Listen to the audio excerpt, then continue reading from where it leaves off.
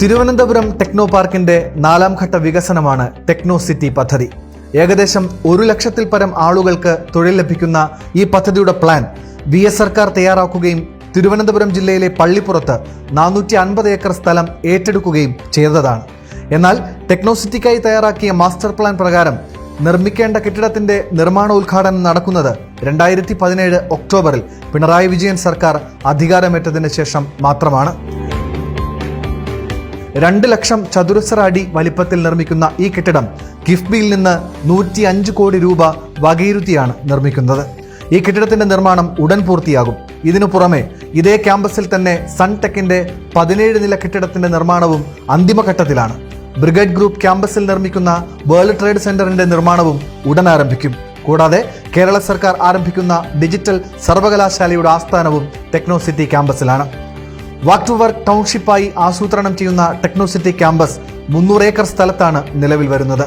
ആദ്യ കെട്ടിടം സർക്കാർ നിർമ്മിക്കുകയും ബാക്കി സ്ഥലത്ത് കരാറിൽ ഏർപ്പെടുന്ന കമ്പനികൾ നിർമ്മിക്കുകയുമാണ് ചെയ്യുന്നത്. നിർമ്മാണം പൂർത്തിയാകുന്ന കെട്ടിടത്തിലേക്ക് ഇതിനോടകം 27 കമ്പനികൾ താൽപ്പര്യം അറിയിച്ചു കഴിഞ്ഞു. കൂടാതെ നിലവിൽ ടെക്നോ പാർക്കിൽ പ്രവർത്തിക്കുന്ന കമ്പനികൾക്കും ടെക്നോ സിറ്റിയിലേക്ക് മാറുന്നതിനുള്ള അവസരം നൽകും. വൻ കമ്പനികൾ എത്തുമ്പോൾ അവർക്ക് വേണ്ട സൗകര്യത്തിന് ആധുനിക ഡിജിറ്റൽ സബ്സ്റ്റേഷൻ നിർമ്മാണം 15.92 കോടി രൂപ ചെലവിൽ Kerala state IT infrastructure limited പൂർത്തിയാക്കിയിട്ടുണ്ട്. ടെക്നോ സിറ്റിയിലെ 100 ഏക്കറിൽ നോളജ് സിറ്റിയാണ് വരുന്നത്. അതിന്റെ നടപടികൾ പുരോഗമിക്കുന്നു. TCSനും ഇൻഫോസിസിനും ടെക്നോ സിറ്റി ക്യാമ്പസിൽ അനുവദിച്ച സ്ഥലത്ത് അവരുടെ പദ്ധതികൾ ഭാവിയിൽ പ്രതീക്ഷിക്കുന്നു. ഇൻഫോസിസ് മുൻപ് പ്രഖ്യാപിച്ച പദ്ധതി ആവശ്യമായ സ്ഥല സൗകര്യം ഒരുക്കുന്നതിലെ കാലതാമസം കാരണം 2015 ഉമ്മൻചാണ്ടി സർക്കാരിന്റെ കാലത്ത് ഉപേക്ഷിച്ചതാണ്. ഇപ്പോൾ പുതിയ പദ്ധതികൾക്കായി ഈ കമ്പനികളുമായും ചർച്ചകൾ തുടരുന്നു. ആഗോളവൽക്കരണത്തിനും ഗൂഗിളിന്റെ പിറവിക്ക് മുൻപ് കേരളത്തിൽ 87 ഇടതുപക്ഷ സർക്കാർ തുടങ്ങിയ ടെക്നോ പാർക്ക് തിരുവനന്തപുരം നഗരത്തിന്റെ മുഖച്ഛായ തന്നെ മാറ്റുന്ന ഒന്നായിരുന്നു. രാജ്യത്ത് മികച്ച ടെക്നോ പാർക്കിൽ ഒന്നായി കാര്യവട്ടത്തെ ടെക്നോ പാർക്ക് പ്രവർത്തിക്കുമ്പോൾ ടെക്നോ പാർക്കിന്റെ വികസനത്തിന് കൂടുതൽ പ്രാധാന്യം നൽകിയിട്ടുള്ളത് ഇടതുപക്ഷ സർക്കാരുകളാണ്.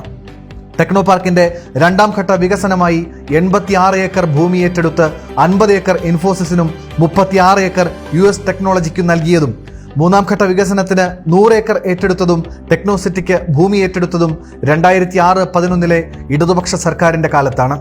1 ലക്ഷത്തോളം ആളുകൾ നിലവിൽ നേരിട്ടും അല്ലാതെയുമായി ടെക്നോ പാർക്കുമായി ബന്ധപ്പെട്ട് ജോലി ചെയ്യുന്നു. ടെക്നോ സിറ്റി കൂടി നിലവിൽ വരുന്നതോടെ 2 ലക്ഷം പേർക്ക് തൊഴിൽ ഉറപ്പാകും.